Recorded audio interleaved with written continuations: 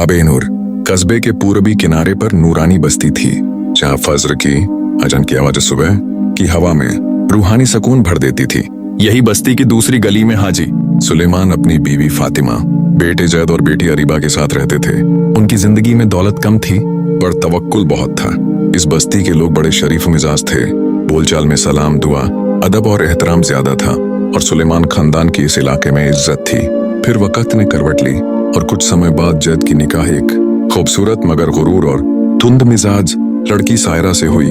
शुरुआत में सब ठीक रहा, लेकिन कुछ दिन बाद सायरा ने अपनी सास फातिमा को जलील करना और अपनी ननद अरीबा को तकलीफा देना शुरू कर दिया।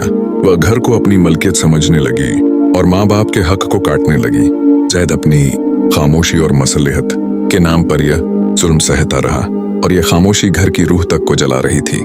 एक रात फातिमा ने तहज्जुद में रब से इल्तिजा की, ऐ अल्लाह, या तो इस लड़की को हिदायत दे या हमारे लिए रहनुमाई का कोई रास्ता खोल दे। अगले दिन सायरा की खाला आई और उसने सायरा के सामने सिर्फ एक बात रखी, इज्जत पानी की तरह हासिल नहीं होती, इज्जत अता करनी पड़ती है। ये लफ्ज सायरा के दिल में तीर की तरह उतर गए। उस रात सायरा रोती रही, तौबा करती रही और सुबह होते ही फातिमा के कदमों में सर रखकर माफी मांग ली।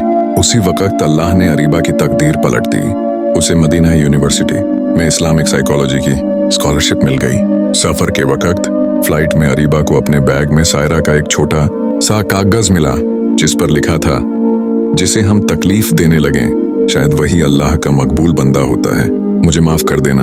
उस पल अरीबा की आंखों से शुक्र के आंसू बह पड़े, क्योंकि सच्चाई यही है, जुल्म का बदला जुल्म नहीं होता। कभी कभी सिर्फ एक अस्तगफिरुल्लाह पूरी जिंदगी को रोशनी बना देती है।